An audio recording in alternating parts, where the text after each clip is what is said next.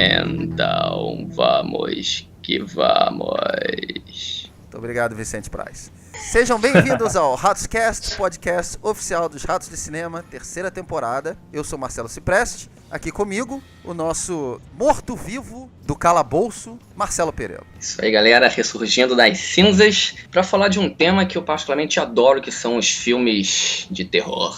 Muito bem, com a gente também um convidado especialíssimo, um especialista maior aqui, eu acho que diria, né, Maguinho? Porra, é o cara dos filmes de terror. Pois é, estamos falando de Fernando Ticon. Olá, galera, muito obrigado pelo convite. Sou Fernando Ticon, do site Fortaleza Vermelha e do podcast Pod Terror, que é sobre jogos de terror. A Fortaleza é sobre tudo de terror e o podcast é sobre jogos de terror. E é um prazer estar aqui com vocês para poder falar sobre os filmes de terror todos. Se essa é a primeira vez que você está ouvindo o Ratoscast, você pode encontrar os outros episódios, né, no nosso site, que é o ratosdecinema.com. Você pode nos enviar uma mensagem pelo Twitter, no @ratos_cast, ou pelo e-mail ratoscast@gmail.com. Nosso cast está disponível também pelo iTunes, caso você deseje ouvir no seu iPhone, seu tablet, qualquer lugar, qualquer hora. O tema de hoje será sobre filmes de terror da atualidade.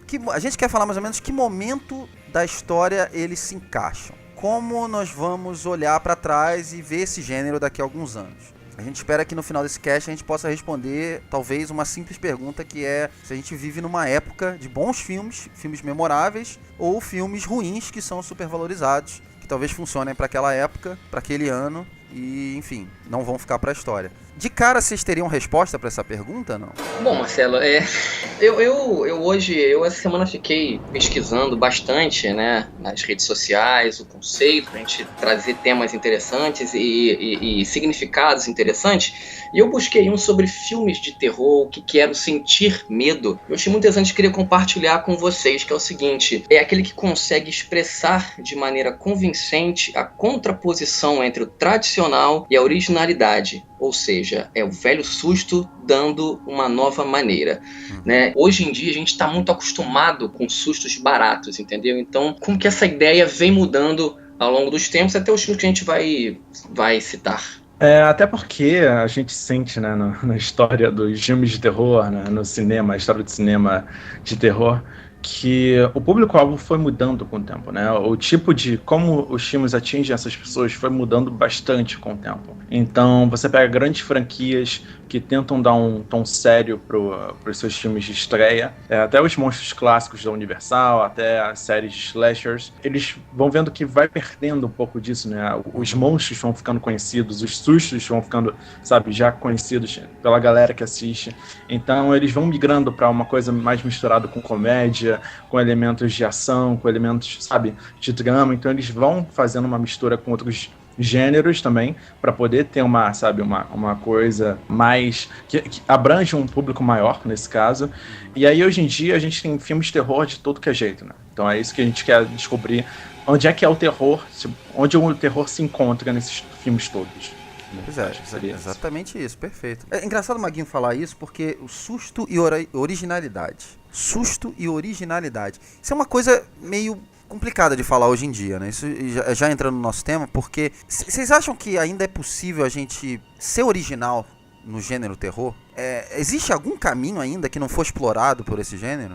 Não, é um pouco mais complicado do que isso. Quer dizer, eu acho que o que assusta você, o que me assusta, é muito diferente pra pessoa, principalmente pra nova geração da galera que tá indo pro cinema agora, galera menos de 20 anos, a galera que não conhece muito o cinema de terror. Então, pra ela, assusta um tipo de coisa, e pra gente que já é mais cascudo, que já conhece, já viu os clássicos e tal, assusta outro tipo de coisa. Então, são coisas diferentes que te assustam, sabe, as pessoas. Eu acho que o segredo tá entre balancear essas duas coisas, sabe? Eu não vi nenhum filme sendo feito dessa forma, sabe? Ter a originalidade de poder assustar tanto a galera da antiga, que já viu muita coisa, quanto a galera nova, que é muita novidade pra todo mundo, sabe? Hoje em dia, esses filmes usam muitos artifícios sonoros, que eles dão sustos, na minha opinião, até certo ponto. Eles usam muito a trilha a favor de sustos baratos, entendeu? Como abrir, bater a porta, entendeu? Que não tem função narrativa nenhuma.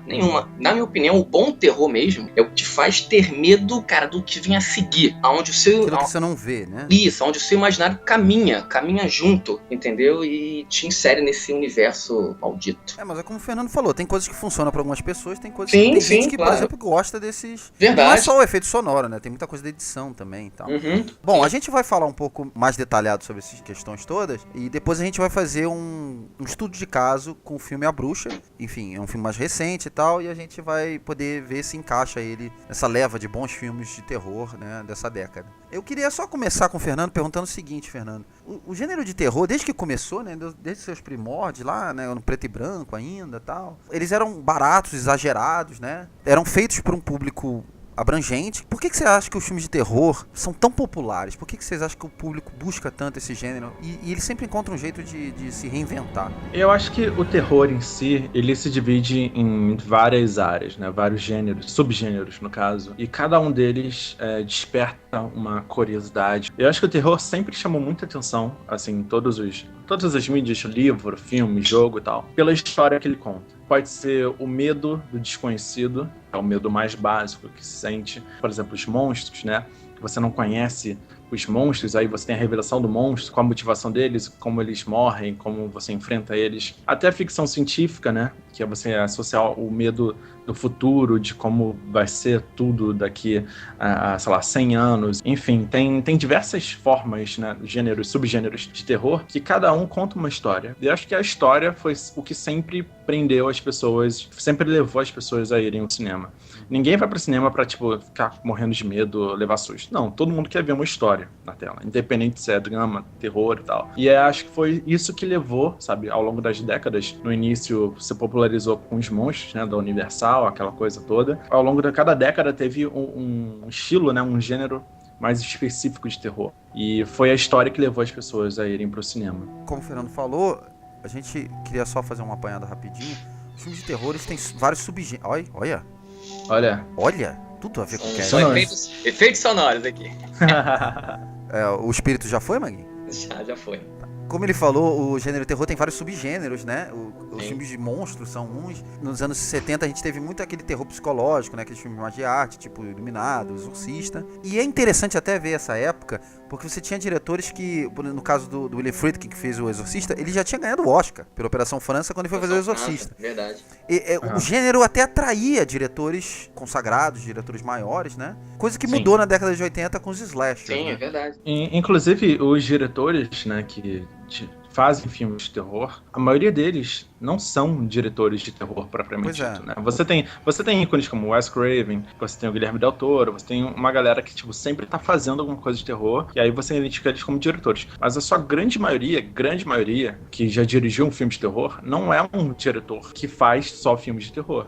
E aí a gente começa a chamar de filme de gênero. Eu já fiz drama, já fiz comédia, já fiz romance, nunca fiz terror na minha vida. E ele vai lá e pega um terror pra fazer e acerta, sabe? Acerta porque é o jeito dele de fazer. Ele não usa fórmulas, ele não se baseia em franquias já estabelecidas. Não, naquela época, né, na década de 70 principalmente, foi quando os diretores falaram, olha, eu queria fazer um filme de gênero, quero fazer um filme de terror. E a literatura de terror influencia, os grandes escritores influenciaram todos os outros gêneros. Assim como os outros gêneros também influenciam o terror. É muito disso, sabe? É muito de você pegar filmes muito pontuais como O Exorcista, como O Iluminado, e aí a partir da década de 80, 90, quando você viu que era possível fazer filmes mais baratos, com um elenco mais jovem, né, buscando um público maior nos cinemas, né, com sustos, com uma coisa mais pipoca, né, aquela aventura, aquele drama e tal. Então você já identifica, né, como é que o terror mudou muito, né, ao longo das décadas, e isso ficou muito aparente, inclusive até hoje. Pois é. É interessante você ver também como muitos atores famosos começaram a carreira no terror, muitos diretores começaram a carreira no terror, Johnny Depp, Kevin Bacon, muitos artistas que acharam mais fácil iniciar por um gênero que era popular. Sim. Eu particularmente, Marcelo, eu acho que é um gênero que, assim, que ele nunca vai desaparecer, porque, cara, é do ser humano ter aquela postura do mal, entendeu? Isso caminha junto contigo, entendeu? Então o ser humano gosta. Você vê os canais de YouTube, você vê um canal de drama, tem pouquíssimos views. Os canais de comédia e de terror são os que têm mais views, porque é mais fácil você se identificar, né? É porque trabalha uma coisa do ser humano que a gente não sabe explicar, né? Como você falou, a questão de sentir medo é uma coisa que tem gente que não gosta, tem gente que ama. né? Tá inserido, e né, ver cara? coisas Acho grotescas, enfim, isso já vai há muito tempo, então... Verdade. Mas a gente veio aqui para falar mais, né, sobre esses últimos anos, os anos que a gente vive agora, né, vamos dizer, os últimos 10 anos. Então, assim, eu quero saber o seguinte, a gente vem de uma época que a gente teve um pouco de tudo. A gente teve um pouco dos slashers, a gente teve um pouco dos reboots, a gente teve um pouco das refilmagens, bastante, aliás, das refilmagens. A gente teve alguma coisa de terror psicológico, muita coisa dos sobrenaturais. Todos esses subgêneros se misturaram, eu diria que de 2000 pra cá. Aí começou também uma coisa que já existia. Algumas pessoas acham que é uma coisa nova, mas não. Um subgênero também que é o found footage, né? Exatamente. Se popularizou, franquias foram montadas em cima do found footage. A gente está vivendo uma decadência desse gênero? Ou a gente está vivendo uma época de renascimento? Eu acho que a gente está meio que congelado entre essas duas áreas, porque a gente está sofrendo um conflito, né, um choque cultural entre a galera que cresceu assistindo filmes de terror, os clássicos, né, os filmes que entram em listas, os filmes que, sabe, são sempre recomendados, e a nova geração, a galera mais nova, que... pegou muito mais os filmes mais baratos, mais de susto. Porque na minha concepção, o terror é muito mais do que susto, né? É muito mais do que você, aumentar o som, bater a porta. Isso não é o terror que você, quer ver no cinema depois de uns anos, sabe? Depois dos anos você quer ver o Alien, sabe? Sendo mostrado quase no final do filme, sabe? E você tenso o filme inteiro porque as pessoas estão desaparecendo e você não vê as pessoas desaparecendo como elas aparecem, sabe? Tem um suspense, tem a atmosfera, tem todo o envolvimento que a gente espera de um filme de terror, como a gente esperava nos clássicos, que era muito efetivo na época e até hoje é muito efetivo, e que os filmes fogem, sabe? Os filmes não querem um filme parado, não querem um filme lento. Eles querem ação, eles querem barulho, eles querem momento a momento, né? A cada momento tem que ter sabe? Um suspense, uma coisa assim pra cativar o público mais novo. Fica uma coisa muito, muito superficial, né? Uma coisa muito pouco trabalhada no grande âmbito que é o terror. Então a gente tá na metade, tá no meio do caminho entre tá se encontrando aí.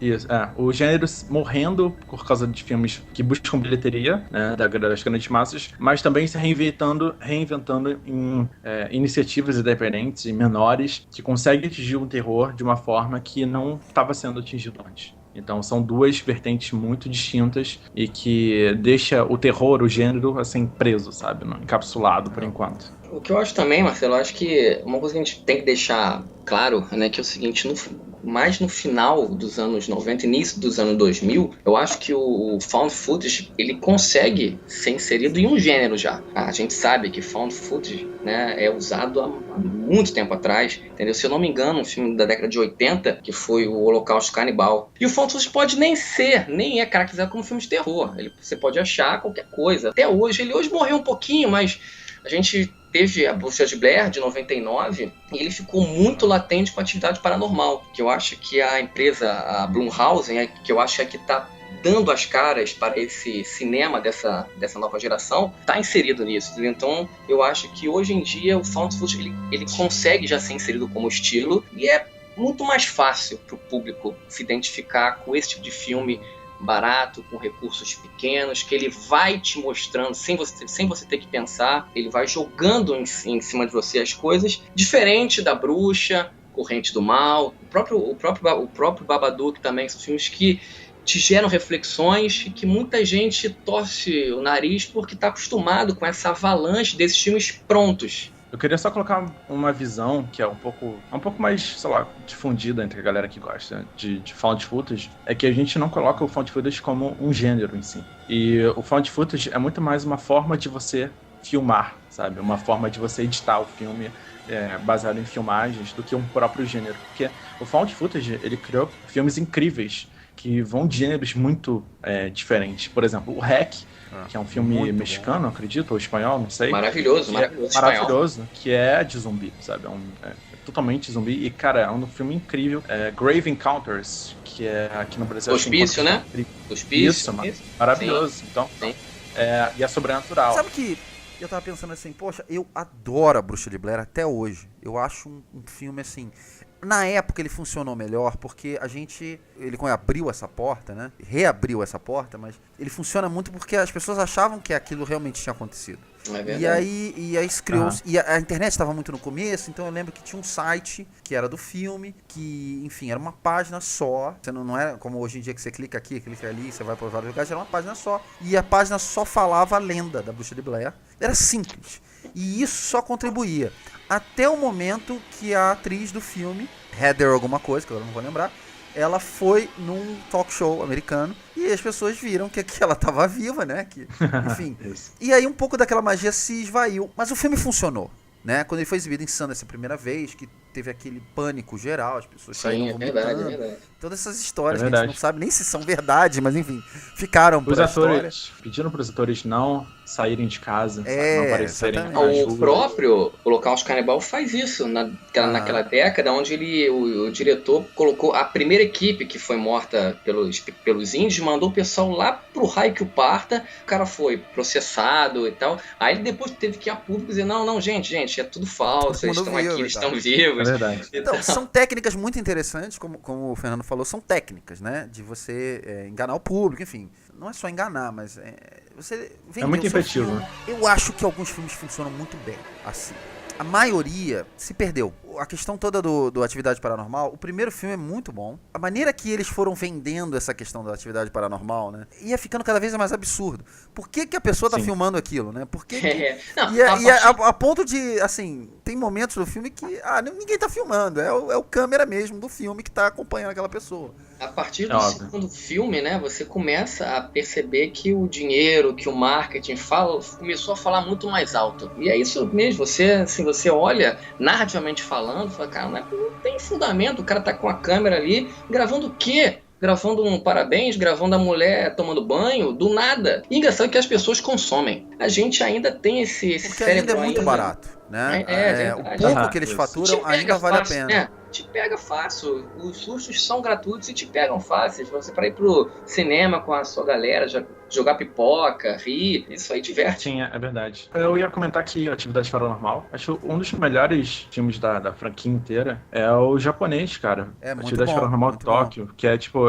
é mais simples, sabe? É menos câmera. E ele é efetivo porque tem o choque cultural do Japão, entendeu? Os rituais japoneses, blá blá. As atuações nem são tão boas, mas geralmente o choque cultural funciona muito bem, sabe? É por isso que, a partir do ano 2000, né, começaram a trazer vários remakes japoneses para os Estados Unidos, porque o choque cultural dá essa coisa, sabe? E é isso que você falou, Fernando, é o Japão feudal, o Japão mais, né?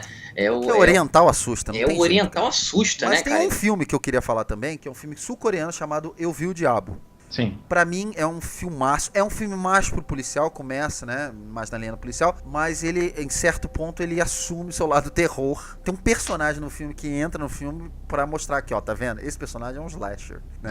Entendi. É um suspense, drama, policial, inclusive com elementos policiais, que a partir de certo momento você considera ele um filme de terror, porque você vai pegar um personagem slasher e você vai ver a cabeça dele trabalhando, funcionando. Aquela coisa toda, tipo, eu consideraria ele terror, porque boa parte do filme se baseia na premissa que ele é um assassino, ele é uma pessoa vingativa. Ele joga na tela, né, diversas cenas, diversos momentos onde você vai se sentir chocado, você vai se sentir justificado, tá? Tudo que ele tá fazendo é justificado. Isso, exatamente. Isso nos outros filmes também acontece, mas esse é muito mais objetivo do filme. Ele vai até o limite nesse filme, né? Eu sou apaixonado por cinema sul-coreano, o Maguinho sabe disso. Quando eu vi esse filme, eu peguei pra ver, explicava como terror, e eu lembro que, assim, ele é um filme de um pouco mais de 2 horas. Com 1 hora de filme, eu pensava assim, bom, não é exatamente um terror. Só que ele é um filme que ele vai, como qualquer filme sul-coreano, ele vai te desafiando a sacar que gênero é aquele filme, né? Ele muda pra um outro gênero e ele vai cada vez mais te jogando uma coisa mais desafiadora. Sim. Entendeu? Até o momento da cena final, que é uma coisa chocante, mas também é um alívio, porque ali você sabe que acabou. Então eu acho interessante isso, porque alguns filmes sul-coreanos misturam muito essa questão do gênero. Vocês conseguem lembrar algum outro filme, assim, que não seja... bem fácil. Vários filmes do Takashi Miike, que é japonês, que é o mestre de filmes Sim. gore, slasher Sim. e tal, ele tem um filme chamado Audition, Sim. que é completamente isso. É completamente metade do filme. Isso. Ele parece até um filme romântico no começo, né? Isso, metade do filme é um filme de romance, né? O cara tá procurando o amor perfeito, uma nova namorada, e ele encontra essa atriz e eles começam a sair. E metade do filme é um filme romântico do cara, um executivo querendo encontrar o novo amor da vida dele. Até que essa mulher, esse é o plot, tá? Não é nenhum spoiler. Essa mulher se revela ser uma serial killer que mata os seus namorados. De uma forma bem dolorosa e bem lenta. E o filme é sobre isso.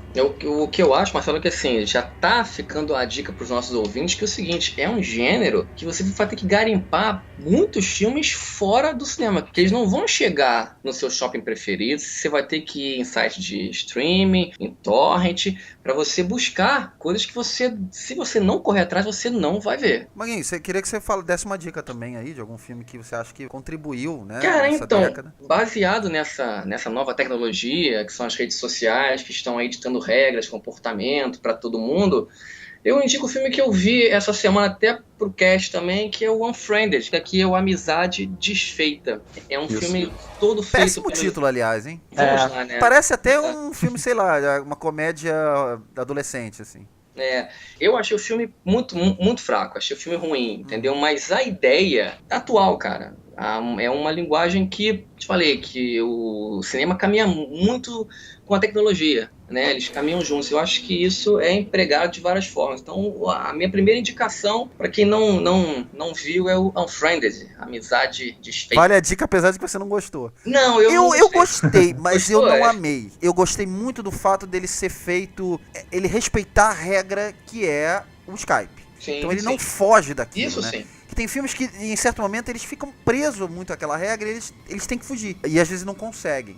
Agora, você me lembrou um filme que eu achei um plot espetacular, maravilhoso, a ideia é muito boa, e o filme não andou, que é o The Purge. Que aqui é Uma Noite de Crimes, não é isso? Uma Noite de Crime, Eu acho muito legal. Eu acho muito legal. Não, eu gosto muito dos filmes, mas eu acho que aquilo ali na mão de um Scorsese, por exemplo, ou de um David Fincher, por exemplo, ia ser maravilhoso. Sim, concordo com você. Fernando, você gostou do Unfriended, né? Na verdade, eu não gostei dele como um filme, como história. A história não é boa, mas eu gostei pela novidade, sabe? A novidade, pelo que ele trouxe. Como filme, sabe? Que tipo de tecnologia ele vai usar? Poxa, ele usa tudo. Ele usa o Skype, usa o iMessage, usa o Facebook, usa mil coisas. Até o chat roulette ele usa. E isso é maravilhoso, assim. Como ele usa, né? Porque ele usa. É óbvio que a motivação não era bem aquela, tipo... É uma falha no roteiro, inclusive. Em diversos pontos, mas muito bem executado em conseguir explorar essas novas tecnologias. Mas se eu pudesse recomendar um filme só, que tá um pouco no meio de todos eles, seria A Invocação do Mal, aqui no Brasil, que é o The Conjuring. Cara, esse filme, eu gostei muito dele, porque ele meio que trouxe um pouco mais de seriedade pro gênero terror, de novo, sabe? No meio do mar do que tava aparecendo, né? E ele traz uma coisa mais histórica, né? Uma coisa mais antiga, pra uma casa, pra uma família, para uma época onde não existia a tecnologia, não existia... É um ambiente completamente hostil para uma família numa casa nova. Ele traz a possessão de volta, a possessão e o mal fantasmagórico. Eu recomendaria esse filme porque ele atinge muito bem os dois lados, sabe? Tanto a galera que gosta de um terror mais cozinhado, devagar, e também a galera que gosta de levar alguns sustos. Ele tem uns sustos bem originais, uns sustos bem simples, eu diria, mas são bem efetivos. Sabe o que eu acho legal do Invocação? Ele tem todos os elementos de um filme de terror, assim como você falou, né? Tem os sustos, ele tem toda a questão de construir o clima, mas assim, ele tem a bonequinha que tá possuída, ele tem a questão de ser baseado numa história real, ele tem a casa mal assombrada, ele tem os objetos que se movem sozinhos, ele tem as criancinhas, ele tem, entendeu? Ele tem um pouco de tudo e funciona, encaixa. E às vezes um filme ele tem uma coisa e essa coisa não funciona. Que é o caso da Annabelle pra mim. Concordo com você, Marcelo e Fernando. A Invocação do Mal me deixou completamente grudado na cadeira. E eu vou confessar uma coisa: quer me deixar com medo? Fala sobre demônio, sobre crucifixo invertido, então fudeu. Entendeu? No trailer do segundo tem vários crucifixos. Sim. Então assim, é um filme absolutamente genial, cara. Eu gostei muito e fiquei muito, muito impressionado. Eu queria falar de um filme que eu acho é um pouco isso que você falou da Invocação do Mal, Fernando, que trabalha muito essa questão, né, do terror clássico, né? É um filme que vai trabalhando bastante o psicológico, leva o seu tempo a construir o seu ambiente e tal, que é um filme sueco chamado Deixa Ele Entrar. Opa, que coisa boa. Teve uma versão americana também. Eu acho muito legal assim, hoje em dia a gente vai vendo a desconstrução do monstro, né? A gente falou um pouco do terror do monstro. Então, assim, até A Bruxa, o filme que a gente vai falar, o Deixa Ele Entrar fala um pouco sobre a questão do vampiro. O filme mostra uma versão muito realista da figura do vampiro, né? E é um filme que eu acho espetacular, assim. Tanto na construção do clima quanto quando ele parte pro sangue, pra violência. Eu achei a versão sueca, eu não vi. Mas a versão americana eu achei muito boa também. Eu não cheguei a ver, tá na minha lista, inclusive, pra assistir. Fica a recomendação. Maguinho, você tem mais alguns filmes pra falar? Cara, né? tem mais dois, rapidinho. Um, assim, como eu te falei que eu peguei muito esses filmes de terror desses últimos 6 anos, que caminham muito com found footage, com essas redes sociais e tal. Eu vi um filme em 2014 que só o nome, falei, caralho, tem que ver esse filme. As Above, So Below. Que é Assim na Terra como no Inferno. O título também é espetacular, espetacular. Você gostou desse filme? Cara, eu gostei. É um grupo de arqueólogos, né, que eles estão na França, nas catacumbas subterrâneas que existem realmente, né? E lá tem uma exploradora e o seguinte, ela leva essa galera, começa a entrar numa parte que é proibida ao público. Literalmente, eles começam a descer para o lar do capeta. Eles começam a descer pro inferno. Eu achei esse filme muito a caverna, assim, sabe? Também, inglês, a caverna, também teve até bebe o segundo. muito da É verdade. Abismo do Medo, Não, que lá é genial. é The Descent. The Descent, exatamente. Muito bom esse filme, eu acho. Né? E eu acho que assim, esse filme fala muito comigo porque eu gostei, cara. Senti alguns sustos e fica a dica desse nome genial. Assim na Terra como no Inferno. Eu achei muito bobo esse filme, mas desculpa, eu não sei, eu não curti muito não. Eu achei a história maravilhosa, a premissa maravilhosa. Sim. Mas eu também achei uma oportunidade desperdiçada. Eu não sei se foi o roteiro ou se foram os diálogos. A partir do momento do filme começou a ficar uma coisa muito clichê.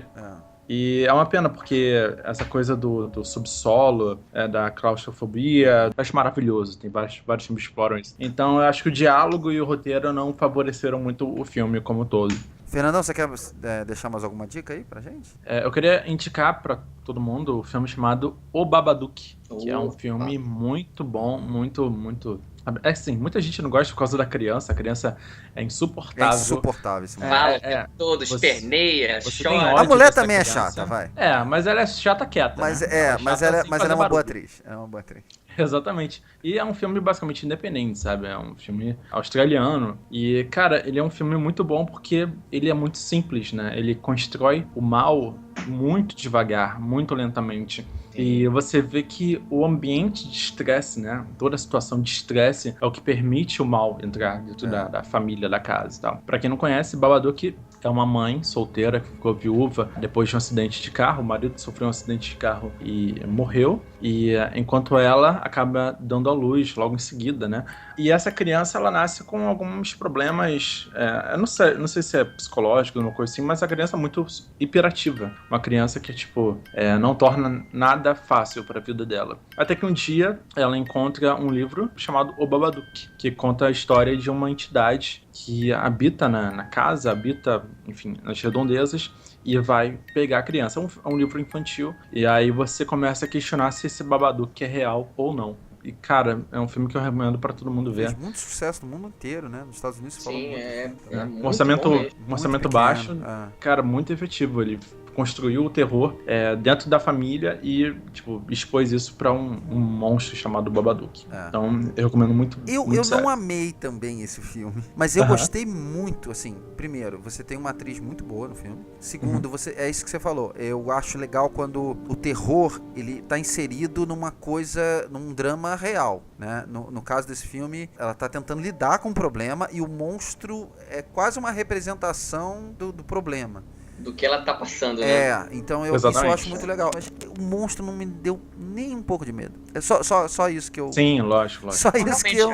a caracterização dele também não me fez. Mas o filme é legal. O filme é legal. Não, o filme é bom. Vale ver. Super bem recomendado, Fernando. Então, eu queria falar de um filme que eu também vasculhando, como eu falei, essas andanças pela internet para fazer o cast hoje, eu descobri um tema, cara, que o filme foi um documentário, né, chamado Nightmare, né? Olha. E assim, eu achei muito legal, porque é o seguinte, é da mesma galera que fez um documentário sobre a maldição do quarto 237, do filme O Iluminado. O Rodney Hart. Ele fala sobre uma coisa que aconteceu comigo quando eu era bem jovem, era criança, 4, 5 anos, que é a paralisia do sono, galera. Aconteceu comigo em algumas ocasiões e é impressionante porque você dorme, você acorda, você tem noção de onde você tá, da realidade que você tá em si, só que você não consegue se mexer. A sensação é angustiante e aterradora. E aí, esse documentário aborda um grupo, né, de pessoas que tem esse transtorno e eles têm uma revelação que é absolutamente genial e medonha, que eles constatam que isso é o demônio... Tu vai entregar? Não. Desculpa. Não entrega, pelo amor. Eu quero. Agora tu me pegou. Tu falou um filme que eu não vi, cara. O final é foda, gente. Tá. Então, assim, assistam porque o final é genial. Pelo amor de Deus, não conta. Agora eu quero ver. Exatamente. Já entrou na minha lista, já, pô. Então vão atrás, Nightmare. Agora, olha só. Caguei todo. Só pegando um embalo. Documentário de terror é uma coisa rara, né? Os bons. Quarto 237, por favor, vejam esse filme. Dá tanto medo quanto o Iluminado pra mim. É verdade, Marcelo. Que medo que eu tive. Que medo mesmo por você ver que aquilo ali é um documentário, é uma coisa realista. Verdade. É o crível, né?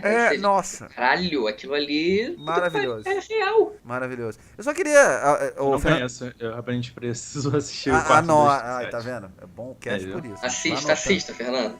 Tô botando um monte na minha lista já. Eu só queria encerrar falando o meu último aqui, rapidinho, que é O Segredo da Cabana, que eu adorei. Ele pegou todas aquelas coisas que dão medo, né? Todas aquelas figuras, até um pouco do que a bruxa trabalha, né? Os mitos. Sim. E, enfim, colocou tudo num filme só, fez é uma mistura, assim. O filme mistura comédia, um pouco de tudo.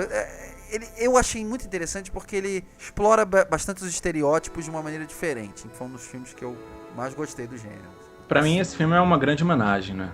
A verdade é essa. A verdade é que ele abraça e homenageia todos os Não necessariamente pelo terror dele. Sim, né? Exatamente. Isso. Eu recomendaria mais pra quem é fã. Que é fã que já viu os clássicos, com aparições, né? Tipo, várias aparições de destaque, assim. Até o final do filme você vai ter várias surpresas. E eu recomendo demais. E eu achei que você ia falar, Marcelo e Fernando, mais do It Follows, né? Que eu achei um dos melhores filmes que eu já vi na vida. Sério? Eu achei. Qual é o problema com It Follows, Maguinho? Eu já te falei. Ele é um filme que estabelece regras e ele mesmo quebra a própria regra. Eu achei plot muito... Tarantino chegou a falar isso, mas eu falou, quando eu saí do cinema eu já tava pensando nisso também. É verdade, mas ele falou que é bom, né? Ele gostou. Ele gostou, como que ele ia refazer o filme, né? Do jeito dele. Ele chegou a falar exatamente isso. Chegou a comentar, tipo, mudava isso, colocava aquilo, né? Mas eu gostei muito. Sim. Não, é um bom filme também. Tá na minha lista de recomendações aqui também, mas é um filme muito ame e odeio, tá? Verdade.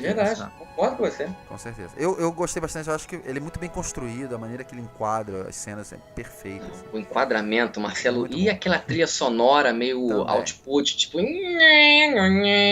que te incomoda. Puta, é genial. É muito Achei boa. Genial, assim. Muito boa.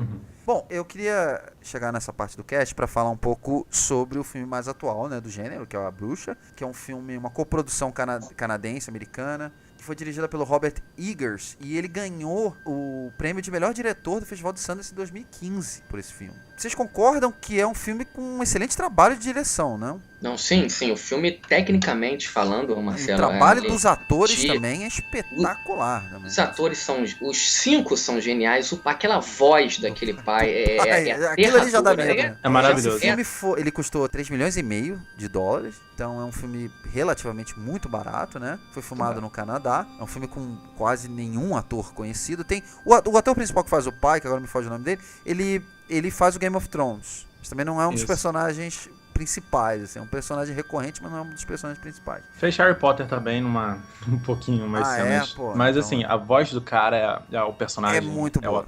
É muito boa. A voz é extremamente aterrorizante. Então, é a história... por alto, assim, é uma história de uma família cristã muito religiosa, no século XVII, que eles acabam deixando a comunidade que eles estão e vão morar em uma floresta sozinhos, só os 5, né? São 6 com o bebê, né? Enfim, eles montam uma fazenda nesse lugar. E de frente para esse lugar tem uma bruxa. Bom, isso eu tô falando porque o nome do filme é A Bruxa, tá? Não tô entregando nada. Enfim, algumas coisas começam a desenrolar dali. E a gente vai falar de spoilers nesse cast, mas por enquanto não. Eu queria saber de vocês o seguinte. A Bruxa, ela se encaixa nessa tendência nova, né, dos bons filmes de terror? Ou você acha que ela é mais pra... Eu vou usar um termo que eu escutei saindo do cinema. É um filme de terror super valorizado que o marketing ajudou a vender. Eu tenho 2 vertentes pra isso, tá? Vamos lá. A primeira coisa é, o marketing errou feio. Concordo. Em tentar vender que a gente sentiria medo, susto, todas as tentativas de levar a grande massa pro cinema. Eu acho que esse filme não é um filme de terror pra quem gosta de levar susto. Pelo contrário, ele é um filme de terror pra quem gosta de filme de terror. Ele não é um filme pra todo mundo, nem pra quem gosta de filme de terror, né? Você não vai levar susto, tá? Você não vai, tipo... Até tem uma ou outra, assim, tal, mas ele não é um filme feito pra isso. Ele é um filme pra você ficar incomodado o tempo todo. Tá? Exatamente. Você vai assistir uma cena, você vai assistir essa cena tenso. Você vai ficar tenso. Conforme os personagens conversam entre si, você já fica tenso. Conforme acontece uma disputa, uma troca de acusações, você tá tenso o tempo todo, porque o risco é muito alto, né? É tudo ou nada naquela situação. E aí leva ao primeiro ponto que eu queria chegar, o filme brinca com choque cultural. Num cenário do século XVII, onde uma família que é extremamente cristã, ela é excomungada de uma plantação lá em New England e é obrigada, ela é determinada a viver fora dela. Ela é banida do vilarejo onde ela estava. O pai, a mãe e seus 3 filhos são obrigados a viver fora da colônia, sabe? Isso é o século XVII, é bem perto de quando os ingleses chegaram na América para colonizar o New England, né? Aquele assentamento de terra e tal. E isso é algumas décadas antes da Bruxa de Salem, né? Do grande caça das bruxas de Salem, 1692. Então é, tipo, tudo bem na época das bruxas, né? Daquela coisa toda. Se vocês prestarem atenção no inglês dos atores, é um inglês do século XVII. Arcaico. Verdade. Isso é assustador. Todas as passagens da Bíblia também, tipo, são bem colocadas. Todo o texto, né? Todo o roteiro, ele é passado. Ele é um filme feito com muito cuidado, né? Tem um pente fino, sabe? De religião dentro dele, embutido em todas as ações e tudo mais. Então, ele mistura esse fanatismo religioso com a situação completamente desoladora do século XVII, no meio da floresta, onde um pai de família está tentando prover para os seus filhos, e ele tem medo da fome, tem medo da doença, e agora tem medo da bruxa, né? A bruxa que mora na floresta próxima à casa. Então, esse é um filme que ele cozinha você, sabe? Ele é um filme que, devagar, ele vai te levando com a história as complicações que toda a situação gera, e por acaso existe um mal lá fora, e esse mal ele tá fazendo essa família inteira como vítima, sabe, bem devagar, minando cada força e conduzindo você, o espectador, a uma situação final que, tipo, não é nem um pouco bonita. Não é um filme de susto. Então eu acho que isso foi o que a mídia errou, sabe? Eu não acho que foi veiculado de uma forma coerente, porque muita gente sai de lá frustrado, muita gente sai do cinema frustrada por causa disso, sabe? Muita gente fica esperando uma coisa que o filme não é. E o filme é maravilhoso, sabe? O filme ele é muito bem executado em vários sentidos. Talvez nem tanto o final, porque o final fica muito aberto, muito simples. Mas o filme não é o final, o filme é o filme inteiro, sabe? E você realmente fica nervoso, você fica, sabe, ansioso. E é um filme que você vai ficar debatendo sobre ele uma semana depois, 2 semanas depois. Você vai pra casa, você vai pensar sobre ele, porque ele gera essas discussões, sabe? Eu acho importante isso que o Fernando tá falando. Primeiro porque ele é um especialista no gênero. Segundo pelo seguinte, você que tá ouvindo a gente e não vê o filme, você já vai sabendo que você vai ver. Isso é importante. Muitos filmes de terror te enganam, né? Isso. O marketing enganou um pouco. Então, assim, saiba que a trilha sonora desse filme é muito boa. Muito efetiva, muito efetiva. Muito. E, pontual, sempre no momento certo e tal. As atuações são muito boas, o trabalho de direção é perfeito, é impecável. Essa questão toda que ele falou do inglês arcaico, muito boa.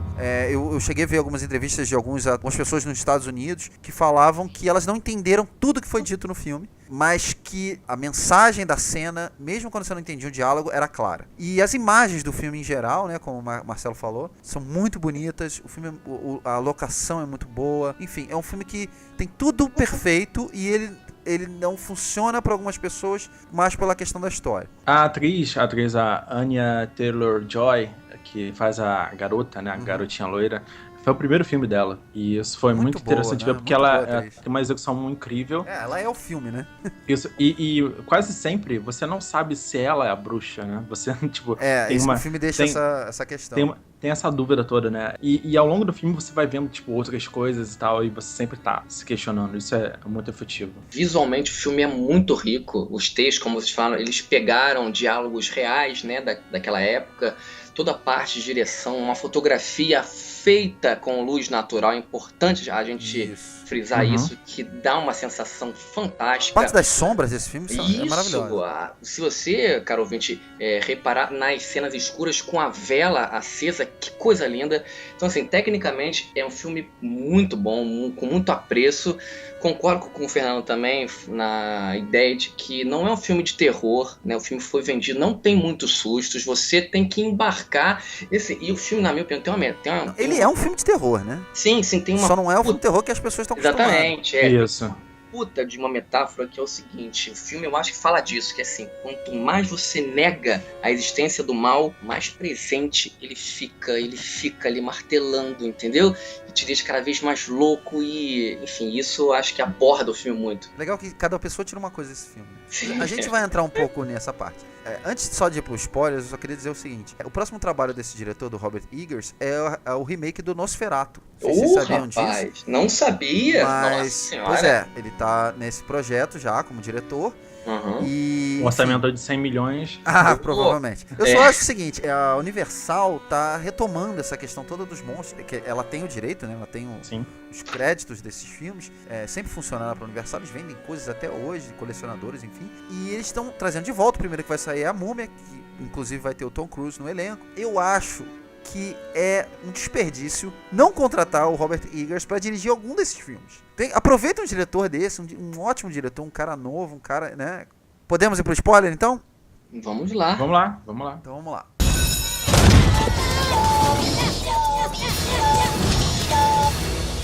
O Robert Eggers, eu tava vendo uma entrevista dele, ele tava dizendo o seguinte: tiveram 3 grandes influências nesse filme. Eu até separei aqui. É o Gritos e Sussurros, do Bergman. Rapaz, genial. O Iluminado, do Kubrick. E um filme chamado Haxan, Feitiçaria através dos Tempos, que é um documentário. É uma espécie de found footage, pelo que eu li. E é um filme de 1922. Olha só como... Olha o found footage aí já. Pois olha só verdade. Como a coisa já vai de muito tempo atrás, né? Sim. E o diretor é o Benjamin Christensen. Eu andei pesquisando sobre esse filme e ele fala muito sobre as origens pagãs da feitiçaria. Isso. Se tem uma influência grande pra mim, deve ser nesse filme, que é o único que eu não vi dos 3, né? Verdade, das 3 também. influências. Esse filme ele é totalmente uma visão religiosa sobre um mito. Concordo com você, Marcelo, concordo com você. Como o Fernando falou, todas as cenas têm a questão religiosa por trás, né? A questão da religião por trás. E assim, eu cheguei a ver algumas críticas. Por exemplo, lá nos Estados Unidos o filme foi muito abraçado pela comunidade satanista. Foi exibida em cinemas, eles chegaram a fechar algumas salas de cinema, convidaram o público, né, para sessões satanistas e tal, com debates, enfim. E algumas das coisas que eles falaram é que o filme é anticristão. Eu discordo absolutamente. Muita gente viu o filme e falou assim: não, esse filme tá vendendo que Deus não existe, que a menina abandona o Deus, né, a família que prega a religião cristã. Ela é tentada, né, Marcelo? E vai pro diabo. E aí o seguinte... Lado negro da força. Vai pro lado negro. Pra mim o filme não é nada disso. Não foi esse o filme que eu entendi, pelo menos, né? Eu acho que sim, existe toda a questão da época onde o cristianismo, ele servia como repressão, ele servia como... aquilo que mantinha as comunidades juntas é a religião. Eu acho legal no filme, não sei se isso ficou claro, mas pelo menos foi isso que eu entendi. A família é expulsa exatamente pelo pai questionar como é que algumas atitudes dentro da comunidade não são punidas, como ele acha que deveriam. Ou seja, ele tinha uma visão muito maior, muito mais punitiva, né, da religião, que a comunidade não abraçava. Por isso que eles botaram ele pra fora. É um fanatismo. É um fanatismo. Tanto que ele se culpa durante o filme. Tem um momento que ele faz uma meia-culpa e ele percebe que ele mesmo é o responsável por aquilo, né? É verdade, que ele mesmo causou. Talvez o grande vilão família, do filme, né, seja seja ele. Até porque ele é um hipócrita por cobrar isso da família e mentir. Sim, ele mente, ele manipula. Ocultar da mulher algumas coisas. deixar a filha ser punida por outros, enfim. Quem fala que o filme é anticristão, ele não entendeu o filme pelo seguinte: ela não abandona a família ao lado cristão e vai pro lado, como o Maguinho falou, o lado negro. Não tem isso, assim. Até porque, pra mim, se você admite a existência do diabo, você admite a existência de Deus. Sim. Então, assim, ela tinha uma chance de sobreviver, que era ir pro outro lado. 2, ela queria saber a verdade. E isso eu me identifico muito. Quem que tava certo? Eu preciso saber disso. O filme poderia até acabar em uma outra cena sem revelar quem que tava certo. O filme poderia terminar antes dela entrar na floresta. Sim, e terminaria de uma forma soberba. Ok, ficaria pro público. Mas eu gosto do final, eu senti um pouco que vocês não gostaram, mas eu gosto do final porque ele mostra que também tem a questão da bruxa, né? A questão que ele te dá logo com 5 minutos de filme e depois ele não explora tanto. Então, ele te dá uma resposta. E o terceiro motivo é o seguinte: o prazer que ela não tinha com aquela família, né? Aquela família sempre punindo. E ela nas primeiras cenas da garota sozinha, ela pedindo perdão a Deus por errar. Uma coisa que o pai cobra muito dos filhos, né? Já é um pecado você ter nascido, enfim, então não sei o quê. Todos nós somos pecadores. Sabe? Ali ela tem um prazer. Aquele negócio da roda tal, que eu acho que pra mim ficou implícito, que são as crianças, né? Os gêmeos que estão sendo torturados ali, né? Naquela roda, sendo queimados naquela roda e tal. E o prazer que você vê ela sentindo, que é uma coisa que o irmão sente antes de morrer, quase um orgasmo, e ela é levada aos céus, enfim. Um pouco usando a questão do mito da bruxa, né? De voar, enfim. Mas eu achei muito interessante aquilo, porque ali você constrói a bruxa. Que é uma coisa que ela pincela ao longo do filme inteiro, né? Você vê momentos onde essa garota pode ser a bruxa. Bom, particularmente pra mim, eu concordo em parte com o que você falou. Até concordo um pouco dessa dubialidade das pessoas. Eu acho que assim, o final do filme, na minha concepção, ele vai te contar tudo que o diretor foi construindo no filme, que é a dubialidade. Você nunca sabe quem, né? Se é a mãe, se é a filha. Ele mostra o monstro. Exatamente, mas o que eu acho assim, ele tem não é a resposta que você estava querendo. A figura do bode é genial. Por que eles gostaram, né? Pra quem curte heavy metal e tal, a encarnação do demônio, né, é pelo Baphomet, que é o bode, né? Que é o símbolo do 666, que é o bode. Você sacou logo de cara que era o bode, Maguinho? Ou você ficou não, mas eu imaginei. Seria era uma possibilidade. Ele é muito peculiar ali. Ele tá inserido ali. Eu acho que não é só o bode, a questão do coelho também, né? Sim, o coelho, Mas só pra terminar, Marcelo, que eu acho que o final do filme, na minha concepção, ele vai de conta tudo que o diretor construiu. Tá, entendi. Que é se ele terminasse ali no fade anterior, eu ia achar genial. Era mais subjetivo, né? Era mais subjetivo e te faz pensar, porque me fez pensar e imaginar coisas que eu vi que ele logo cortou. Não, é que pra mim o final fecha a questão da religião. Sim, não. Talvez como filme de terror eu concordo com você. É por esse ponto também, entendeu? Mas enfim, esse, na minha opinião, não é pra estar nos cinemas de Kinoplex, de UCI, Cinemão. Ele é pra ser passado em cinemas de arte. Eu tava vendo hoje o filme e umas 6, 7 pessoas foram embora. Certo. Entendeu? Porque, óbvio, não vai pegar, não vai. O pessoal hoje não está mais acostumado a você pensar, a você tentar ver as camadas que o filme proporciona, entendeu? Então, assim, eu curti muito, com exceção dessa última parte, mas recomendo um filme absolutamente inventivo e muito, muito bom. Eu concordo com praticamente tudo que vocês falaram até aqui. Eu queria só adicionar que existe muito dessa mitologia da bruxa sendo explorada, tá? Não exatamente o que foi de verdade a bruxa, mas sim a mitologia que ela é, que ela foi escrita em livros, que foi passada por contos e tal. Então, seja a bruxa se teleportando, ou ela, sabe, se tornando forma de animais, ou ela se passando por uma mulher jovem. Tudo isso é literatura, sabe? Então, existe uma sequência de coisas que a bruxa faz, que é totalmente literatura, de uma visão cristã. Eu acho que a parte cristã do filme, ela respeita muito o cristianismo, tá? Em nenhum momento o filme desrespeitou o cristianismo dessa família. Sim. Eu acho que ele, tipo assim, ele respeitou até o final e, tipo assim, tudo bem, coisas ruins acontecem, e eles estão fora da congregação, eles foram excomungados. O filho mais novo que nasceu não foi batizado, então ele tá sucinto a coisas ruins. Tudo tá dentro do cristianismo. A forma como a bruxa foi colocada, né, no filme e tal, em todas as sequências, foi uma colocação criação literária. Foi uma coisa ilustrada, uma coisa, sabe, desde a parte que elas sequestram um bebê e fazem coisas com o bebê, até a parte que elas vão roubar o sangue da cabra, até a parte, enfim, a bruxa, ela é colocada de uma forma muito vista pela sociedade da época. Caricata, século né? XVII. Caricata, século XVII, tá? Não é a bruxa atual, que a gente... Mil formas de ver uma bruxa atual e tal. Então, eu acho que, assim, como colocação da época, do século XVII, enfim, tudo isso... Eu, na verdade, inclusive, eu vejo muita ligação com esse filme, A Bruxa, com o filme A Bruxa de Blair, inclusive. Eu vejo muita ligação entre os dois. Eu tava pensando isso comigo, eu falei assim, esse filme devia se chamar Bruxa de Blair Begins. Verdade. Exato, verdade. Porque ele fez... É quase uma origem, né? Ele retrata tudo que a bruxa que a gente viu no Bruxa de Blair deveria ser, entendeu? Sim. Ele retrata a bruxa do Bruxa de Blair da melhor forma possível. Perfeito. Entendeu? Exatamente. E aí, por isso que eu vejo que, tipo, cara, a bruxa, no sentido maléfico, né? A bruxa que faz o pacto com o demônio, ela é muito ligada ao que a gente acha que ela é. É muito ligado ao que a gente lê em livros, o que a fantasia faz com ela, e não o que ela provavelmente deveria ser na realidade, que é uma histeria em massa, onde o fanatismo religioso, o isolamento da comunidade, né?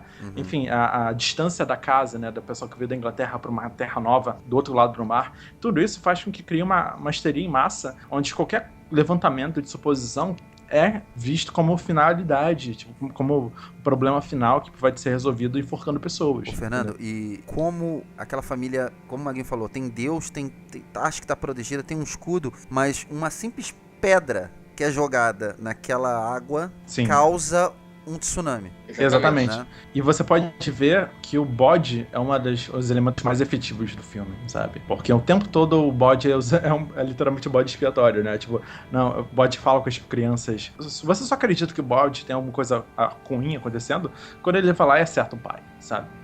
Sim, porque até o você final vê que o negócio começa a ferrar. Peraí, então quer dizer que o bode falava com as crianças de verdade? Então esse é o momento que você fala... E aí que tá, eu imaginei, tipo assim, pelo amor de Deus, não virem um arrastinho para o inferno, sabe? Eu não quero ver a porra do bode falando, sabe? Abrindo a boca, levantando o som. Não, ainda bem que ele não mostrou, pelo menos. Não, mas nessa cena, Fernando e Carol Vinci, eu gelei. Na cena que ele fala com ela, eu falei... Eu vou dizer que foi o único momento no cinema onde eu estava que fizeram silêncio. Uou! Todo mundo ficou silêncio. Todo mundo queria ouvir o bode falar, cara. E quando ele falou... E que voz também, hein? Que voz, verdade. Podia lá o osso também, realmente. E ele se torna uma figura humana, né? Sim. Uma figura humanoide no escuro. Tanto é que você vê sombras, né, Fernando? Ele passando ela e tal. Botando a mão no ombro. É o Baphomet inserido ali. Você quer ver e você não quer ver. Exatamente. Caraca, ele vai aparecer na luz, não vai. Caraca, eu não quero ver. Mas aí é que eu acho que assim, o filme toma um outro ritmo. Ele vira um outro filme, realmente, concordo com vocês. Mas todas as imagens que seguem daí, inclusive a cena onde ele fala que a câmera ficou o tempo todo focada na menina, não é necessariamente tá te dando medo. Parece que é uma coisa que saída de um pesadelo, né? Parece que você tá realmente assim, você não sabe onde isso vai te levar. Eu acho que talvez ele encerrou. A última cena do filme talvez não seja a melhor cena pra ele ter encerrado. Ele tinha outros momentos pra vender aquele filme. Mas eu gosto muito do fato dela finalmente ter achado prazer. Só que é uma situação dúbia, né? Porque ela se encontrou, ela tá feliz, você vê ela finalmente ela rindo, mas ela deixou de seguir uma figura, né? Uma figura, vamos dizer, masculina, um deus, um pai, pra seguir uma outra. Ou seja, ela deixou uma comunidade que torturava ela psicologicamente pra se embrenhar em outra. Isso. Então, assim, aí também entra a questão da religião, né? Onde eu acho também, Marcelo, você precisa ser aceito de alguma maneira. Ela com a puberdade, tipo, exacerbada no corpo. Ela já era quase uma mulher. E ela não consegue liberar, não consegue ter os anseios sexuais que uma pessoa, né, de 16 anos e tal tem. Isso tudo é um tabu que ela tinha. A sexualidade, Maguinho, é um outro assunto que a gente podia ficar 2 horas falando desse Exatamente. Então, assim, pra encerrar meu depoimento, o final eu não gostei, mas a jornada é o que vale. Se cortasse a cena dela, tipo, entrando na floresta, pra mim teria valido. Já também. Eu só queria, tipo, pedir pras pessoas irem pro cinema ver esse filme sabendo o que esperar dele, sabe? O que esperar de um filme, tipo, muito original, sabe? De terror. Exatamente. Ele vai ser um filme recomendado por muita gente que gosta do gênero. E, cara, ele é um filme bem único, ele abre porta pra muita coisa, sabe? Como então, filme. Só pra concluir, você acha que ele pode ser, sim, um filme marcante pra essa década? Sim, bem mais do que, eu não consigo imaginar outro filme que seja tão marcante na discussão que ele levanta, sabe? Principalmente pelos últimos anos, sabe? Então ele traz uma coisa que não tinha sido explorada ainda, que é o século XVI, o fanatismo e tal, e ele traz isso para uma realidade própria. Não é um caçador de bruxas que faz pirueta e mata bruxas, sabe? Não é João e Maria, não é essas coisas. É uma bruxa do século XVI que, tipo, pega você de jeito o filme inteiro e ela não é, tipo, você não vai se livrar dela, ela não vai morrer por nenhuma causa, ela é um mal presente. E com certeza, cara, ele é um filme de terror, eu diria um dos melhores dessa década. Eu acho que eu daria um filme, pelo que ele se propõe a fazer, 8,5 a 9. Acho 8,5, vai, 8,5. Acho que ele chegaria a 9 se ele tivesse um pouco mais de tempo, um pouco mais de construção em certos momentos. Mas, enfim, ele chega até o final e ele chega muito bem. Então 8,5 seria uma ótima nota pra ele. Maguinho. Bom, embarcando de novo, com tudo que o Fernando falou com muita propriedade, eu também acho um filme que vai ficar marcado. E se deem o direito de embarcar no que o filme se propõe. Eu acho que muito filme de terror é aquilo, se você embarcar no que ele te propõe, são 2 horas, 1h40, muito bem aproveitadas. E você sabe, assim, eu não gosto da nota, porque as pessoas falam da nota depois, mas enfim, por tudo que o filme me conquistou, por tudo que o diretor falou comigo o filme inteiro, já falamos de linguagem, de câmeras, enfim, roteiro, diálogos, atuações, eu dou pro filme 9,5. Não dou mais meio pontinho para um 10, porque o finalzinho eu achei que ele escorrega no que ele se propôs a me vender. Eu acho que não foi coerente com o que ele mesmo aborda o filme inteiro, mas é um filme genial e vai ficar pra história disparado, Fernandão. No final do ano nós vamos comentar sobre a bruxa e um filme que vai ser lembrado por muitos e muitos tempos. Eu vou ficar no 8,5. Tá mais perto do Fernando, que o Fernando Mas falou. passa fácil, passa de ano fácil, né? Passa, opa, 7, 8,5 dá pra esfregar até na cara dos coleguinhas. Eu acho que deu pra ter um bom embasamento, né, do que a gente pode esperar dos filmes de terror mais pra frente e como a gente pode olhar essa década de filmes de terror. Fernandão, eu queria agradecer a sua presença. Opa! Você quer deixar algum contato de como a gente pode falar com você? Quem quiser falar com você sobre filmes de terror também, tem algum e-mail, alguma coisa? Primeiro eu queria agradecer o convite de vocês, ambos os Marcelos, foi um bate-papo muito proveitoso, muito bacana que a gente teve aqui. Quem quiser me encontrar, você pode visitar fortalezavermelha.com.br, que é o meu site sobre o gênero de terror em si, séries, filmes, jogos e tudo mais. Ou ouvir o podcast Pod Terror, que tá no iTunes, tá dentro da Fortaleza Vermelha, que é um podcast sobre jogos de terror, que é uma coisa que o pessoal explora bem menos, mas que é um dos meus hobbies, ficar jogando joguinhos de terror. Então tá aí meu convite, fortalezavermelha.com.br, e lá dentro você tem o podcast Pod Terror, pra quem quiser me ouvir lá. Maravilha, muito obrigado, Maguinho. Encerrar agradecendo muito ao convite, sempre que quiserem estou aqui. Agradecer ao Fernando por essa aula de cultura de filmes de terror. Uma galera que queira conversar comigo nas minhas redes sociais, Facebook, só jogar lá o meu nome, Marcelo Perello, e as redes sociais do Bar Calabouço. Né, muita coisa boa acontecendo no mundo do rock and roll no Rio de Janeiro. Eu queria só encerrar, deixar uma frase rapidamente que eu acho que sintetiza tudo que a gente falou, né, de um personagem que é muito mais visto lá fora, reconhecido lá fora do que aqui, que é o Zé do Caixão. E eu me despeço com a seguinte frase dele: a morte é uma vitória, e quando se viveu bem, o caixão é um arco do triunfo. Um abraço e até mais. Maravilhoso. Bom, obrigado, Fernando, novamente. Obrigado, Maguinho. Só deixando nossos contatos novamente, nosso site é o ratosdecinema.com. No Twitter você encontra a gente no @ratos_cast e o nosso e-mail ratoscast@gmail.com. Você pode encontrar a gente no Facebook também, Ratos de Cinema, no iTunes, Ratoscast. Eu sou Marcelo Cipreste. Você pode acompanhar a análise de todos os filmes que eu vejo no meu letterboxd.com/mcipreste com Y. Ratoscast agradece mais uma vez a sua companhia. Um abraço.